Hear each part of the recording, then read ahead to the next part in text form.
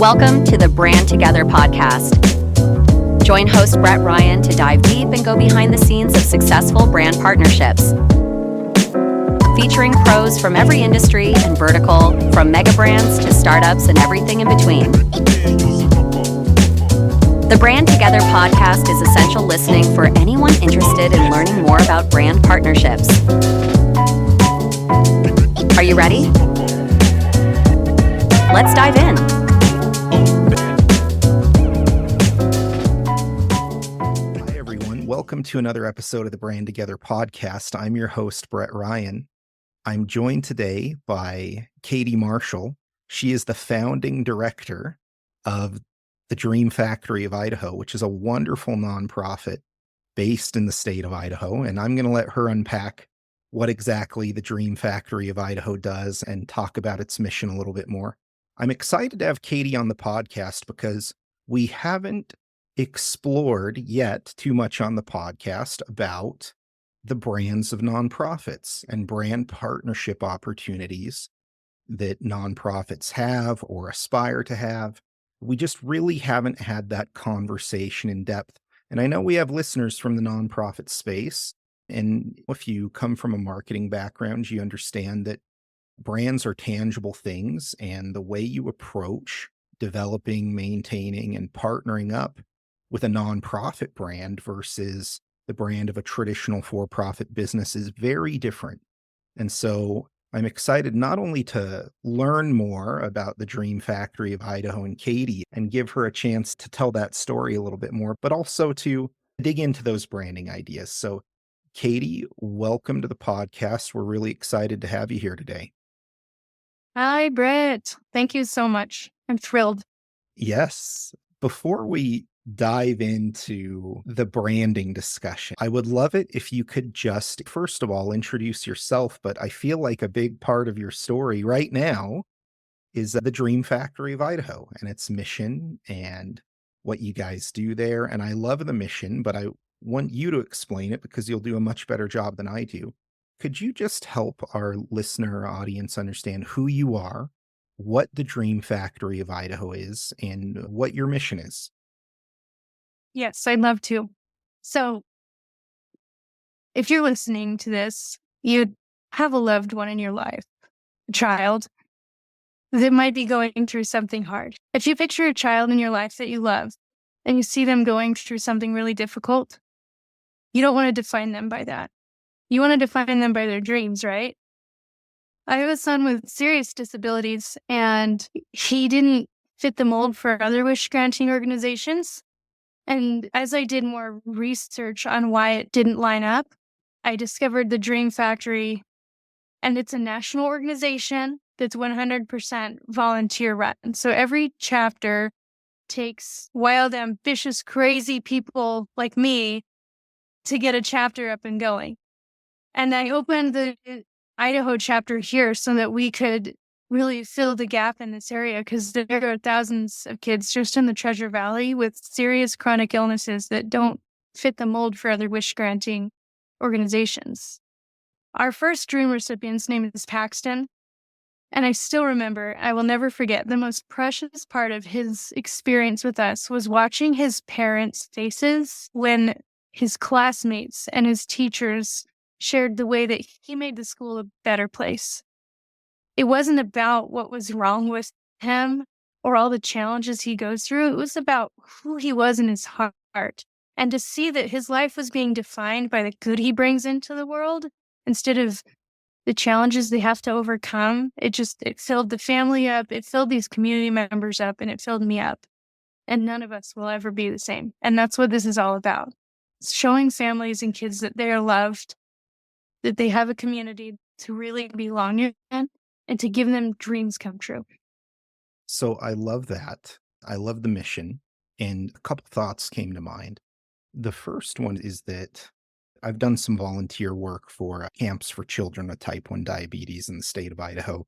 And one thing I've noticed is that in Idaho, like many rural areas, it wasn't uncommon for us to have a camper from like a rural school kind of in the middle of nowhere. And maybe they're the only diabetic kid in their entire school. And I've got to imagine that you see similar circumstances with some of the children that the Dream Factory of Idaho serves, where maybe they have some kind of chronic condition and it can be really lonely and isolating in some Mhm. ways for that child. And so I love the idea of having that mission being fulfilled in the state of Idaho specifically, because I do think we get some of those rural circumstances, right? Yeah. Yeah. It's isolating enough to have a serious illness in your household Yeah. in Boise. You know, Yeah. my son and myself, we go to 6 therapies a week. We stay away from illnesses as best we can. So even here in the middle of town, we can be so isolated. And Sure. it's the biggest population center in the state. It makes me think about the importance of that. The other thing you shared that I love is reframing. When you have something like a chronic condition that so severely impacts your day to day living, it can be really challenging to not define yourself from that lens. And so I also Mhm. love that aspect of it. I wanted to ask you a clarifying question, just because some of our listener audience might be familiar or have some flavor of this in their life or their social circle. But you mentioned something that I'm hoping you could clarify. You said the Dream Factory of Idaho, it seeks to serve children who don't otherwise qualify for other dream fulfilling organizations. Could you help me understand what that means? We see Make a Wish or we see this or that charity. And I guess a lot of us just don't think super critically about how one qualifies for those things. So could you clarify what that means to serve the children that don't otherwise qualify for some of these other orgs? Yeah. Yeah. Everybody, every organization and business has senses, right? Because you define your audience by your fence. Otherwise, you're just casting a net into the open sea. Mm, There are some that define their boundaries physically. The Dream Factory of Idaho has a physical boundary right now, and we expand it when we can. You grow as you go. Make a Wish, for example, has this misconception around it that it's only for terminal illnesses. But mm, when you do research, you can go on their website and you'll find that over 60% of their wish recipients fully recover. They go on to live normal lives. And even more than that, recover in other ways, but still have managing factors to their yeah, conditions. That's 60% that live normal lives. Whereas kids like Tommy, they're stable, but there's permanent uncertainty. There yeah. is long term risk, and things often only get more complicated. Does that help? Yeah, that's helpful for me. It's also, I think some nonprofits I know have challenges fundraising, for example, Mhm. because the problems they seek to solve are not widely experienced or not widely understood. And I know there's members of our listener audience who it might be totally foreign to them, and taking a little bit extra time to unpack that, I hope, is beneficial. I want to ask you a couple things. You're the founding director of the Dream Factory Idaho, and even in our short conversation so far, we've already acknowledged some of the other brands that are in the same neighborhood, right? Make a Mhm. Wish is, I feel like they're in a lot of ways, they're the 800-pound gorilla in this kind of brand space. And I'm wondering now about the Dream Factory, their national brand, and then how Mhm. you think about branding at a local level, just for the Mhm. Idaho chapter. And so, Yeah.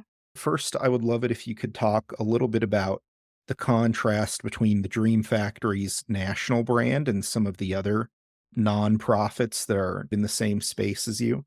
And then after that, I'd love it if you could talk a little bit about how I know you've partnered with local businesses a Mhm. couple of times, and that means that you've made investments in your local brand as well. And so let's start with the national brand, but I want to follow up with some questions about your local brand as well.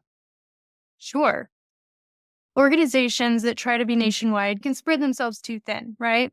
So some operate by franchising and creating really strong boundaries, strong bylaws, policies, and the Dream Factory keeps it loose. So at a national level, we have our logo, we have our operations, we try to follow the same budget for dreams and use the logo appropriately across every chapter. But we also have a lot of autonomy. We get the question of what makes us different from the others all the time. And a lot of the distinction comes back to being inclusive of those serious chronic conditions and the fact that we're 100% volunteer. One of the things I really like to lean on is the fact that we want to bring the community in. Because how often, how many times have you heard someone say, "Let me know how I can help"? It's probably the most well-intentioned and least followed through phrase in the world.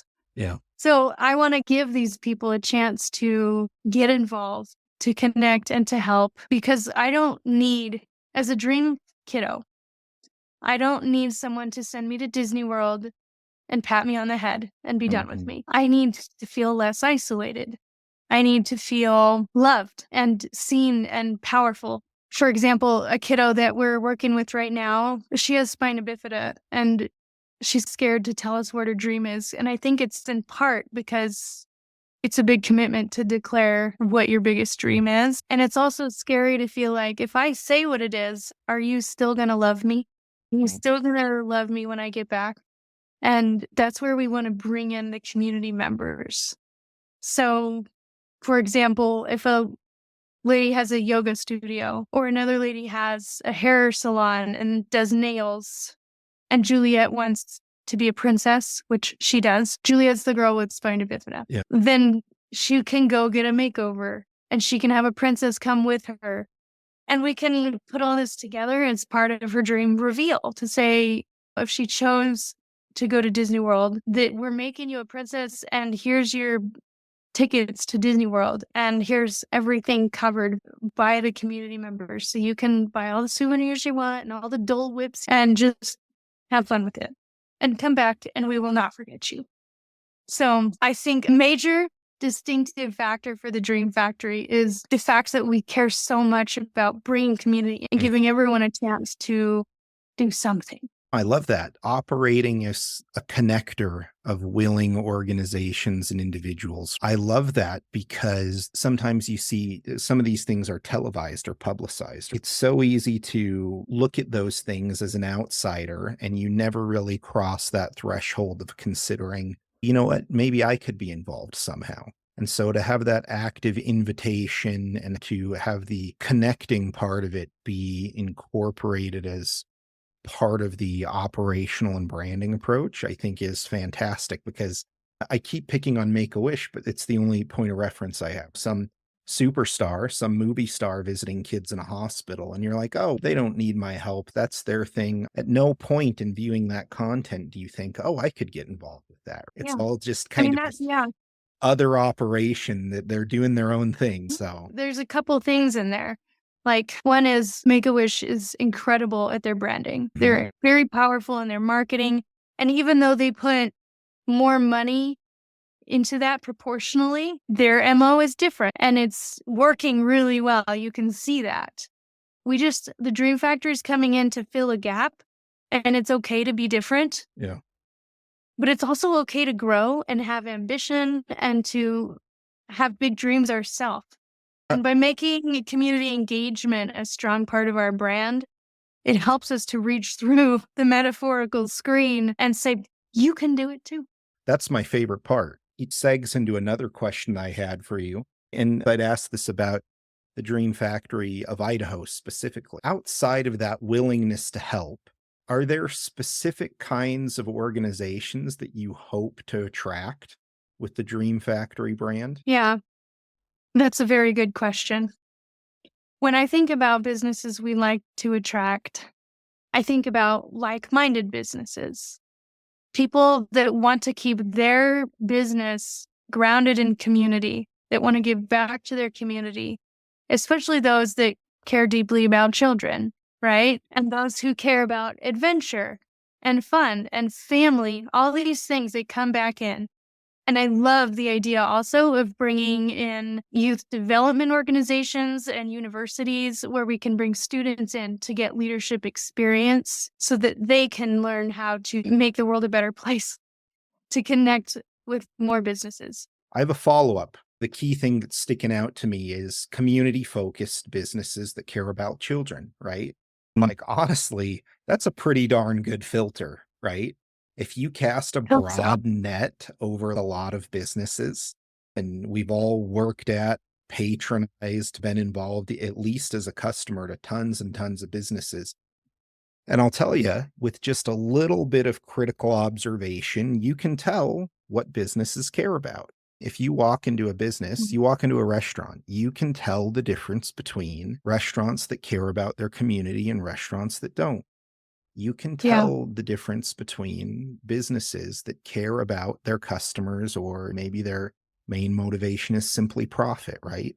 You can tell the difference between Yeah. businesses that deeply care about children and those that don't, right? None of these things are good or bad or net positive or net negative, but it is an Mhm. effective filter, right? Because you know from the outset that if you don't at least share these same values, it will make the outcome of a potential partnership potentially very abrasive and challenging. Yeah. Uh, It's a two-edged sword, yeah. right? Because you'll fail if you try to bring everyone in your doors. Mhm. Because when you ask for anyone, no one thinks they matter. But at the same time, if I exclude somebody, if I don't talk about it all the time, then someone else is going to miss out on the chance that they might have grabbed. For example, I was at a thrift store speakeasy the other day. They were hosting a fundraiser for us, but the business owners had never heard of us. They had no idea what was going on beyond that it was a fundraiser. And I wouldn't traditionally connect a thrift store with a dream fulfilling organization, Mm. but I talked with them about it. I built a connection. And because I could do that, I have a connection now, and they want to help. So that double-edged sword is, yes, make your niche strong and clear, but also don't stop talking about it. Yeah. Send out the invitation. So it's about the efficiency of your time and energy. What I'm hearing, and I don't want to put words in your mouth, but it's almost like you're talking about establishing a niche, right? You've got to hit those notes consistently enough that people start to understand who you are and what you're about.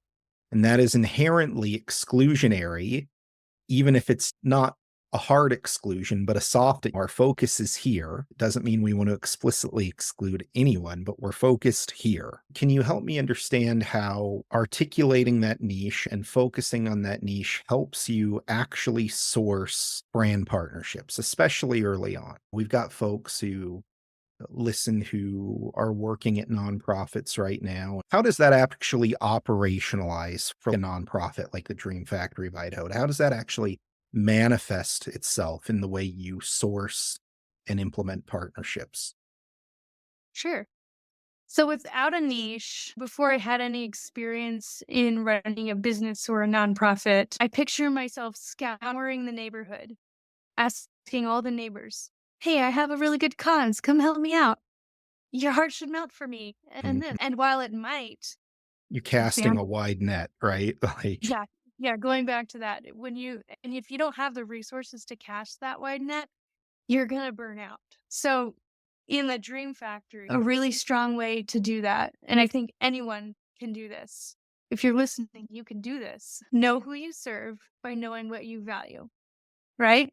yep, If you have your value, you can define your mission. And if you know your mission, you know who to talk to. And if you yep, know who to talk to, you know what to talk about. Do it online, yeah, do it in your social media, do it in your storytelling, and be true to it. yep. Because when you do that, you attract the partnerships and the people you need. Instead of begging, you're attracting it. I love that. And you know what? There's a parallel. I've experienced this parallel in my own career. I'll talk to founders of businesses and I'll say, who's your target market? And they'll say, everyone. We Mhm. want everyone to buy it, right? And it's okay. What's your marketing budget? Like, what resources are you willing to bring to bear against the target market of everyone? And of Mhm. course, there's always a mismatch there, right? If you're going to target everyone, you better have a massive amount of resources and operational Yeah, capacity. And for the yeah, overwhelming majority of businesses, The appropriate action is to more narrowly define your audience and make a better, more concentrated effort at attracting that audience rather than going wide and failing to make much of an impact because you don't have the requisite capacity to go deep enough to pull people over the line into a purchase motion. It's a flavor of that is what you're describing, right? It's like an organization that seeks to serve everyone ends up serving no one. Yeah, there are billions of people in the world, right? So if you see an ad that says, I'm looking for someone to do this, we're hiring, or come buy this, then you can skim right past it because it doesn't matter. That's not me, that's everyone. Then you don't count. It's not relevant. And that's why you see so many ads, especially on YouTube, where they say, hey, listen up, people in this area, right? Mhm. Opens your ears. So being able to have a niche out of all these billions of people, if they start describing what they're looking for, then you start to say, check, check, check. Oh, they need me. Or, oh, that's a perfect product for me because that's what I'm looking for.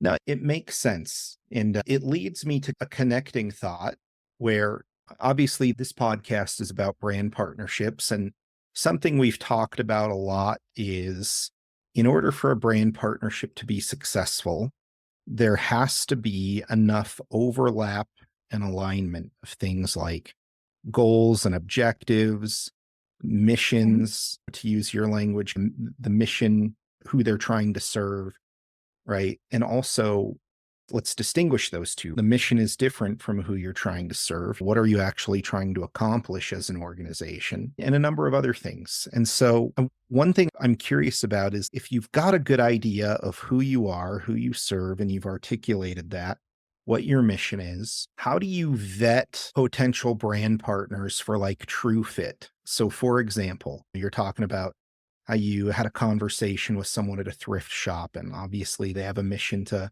offer goods to people at really affordable prices. And how do you distinguish between organizations that might just have some overlap and maybe we can create a connection and share some strength that way versus an organization that is actually truly a good operating fit for a partnership? There's a distinction there. How do you go about that process?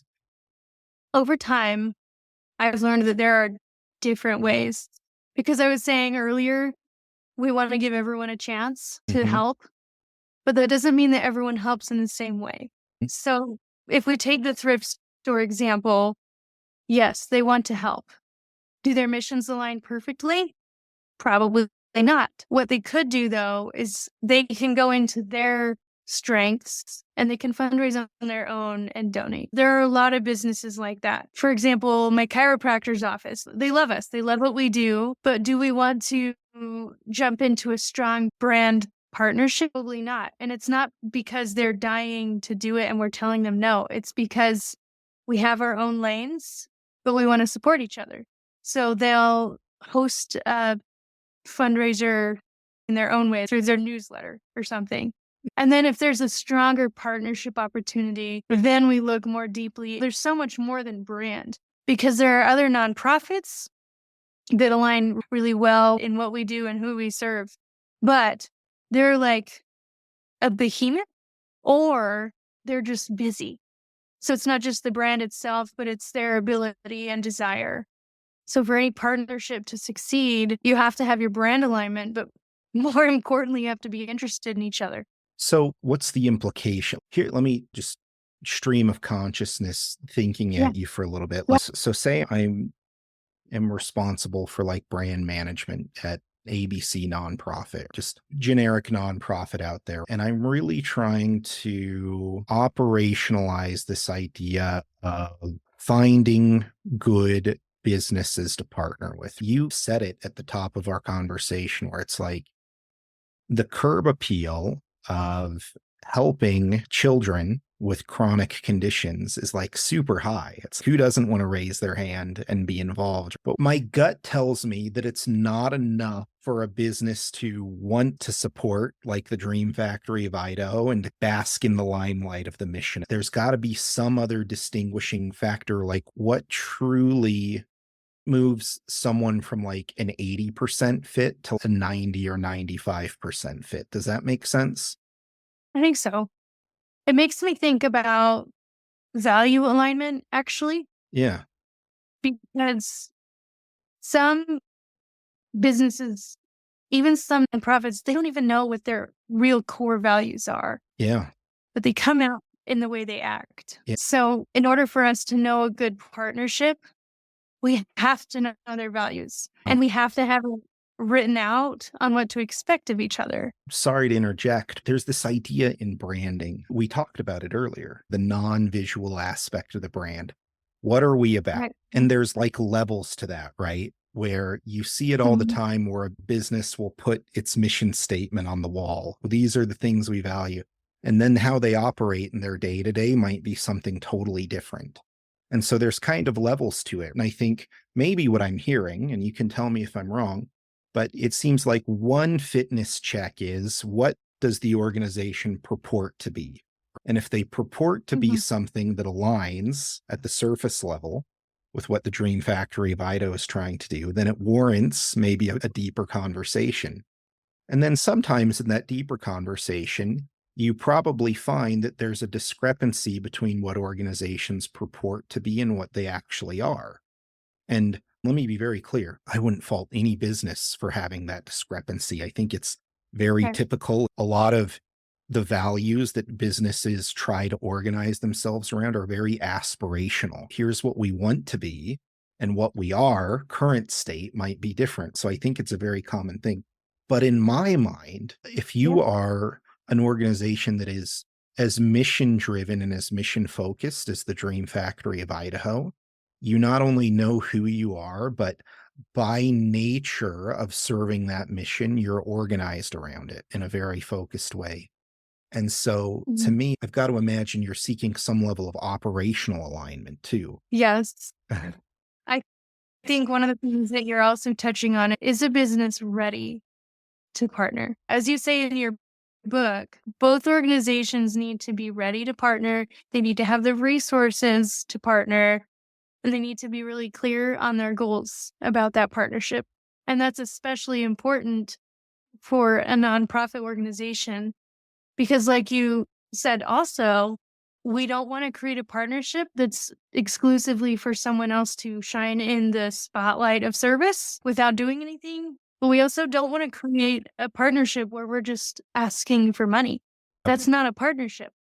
It's a And there's, sponsorship. yeah, yeah.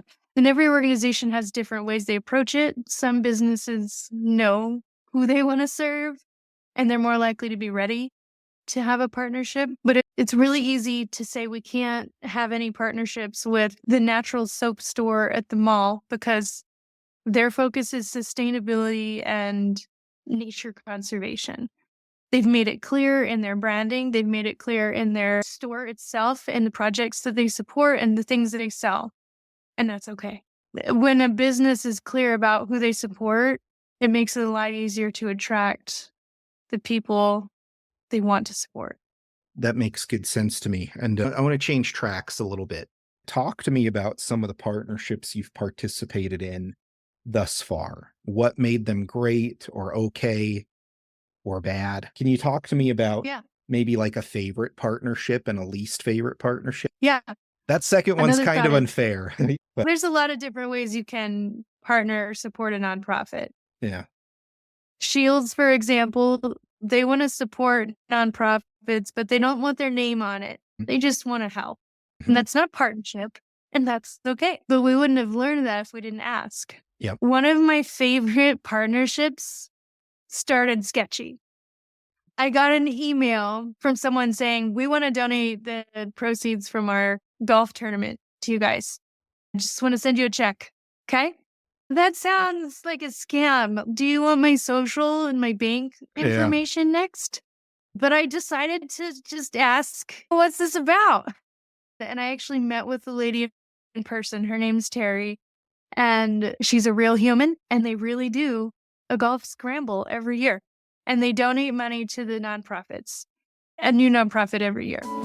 This has been part one of a two-part episode of the Brand Together podcast. Join us again next week for part 2, along with more brand partnership insights. And remember to subscribe to the Brand Together podcast on Spotify, Apple Podcasts, Amazon Music, iHeartRadio, or anywhere else podcasts are found.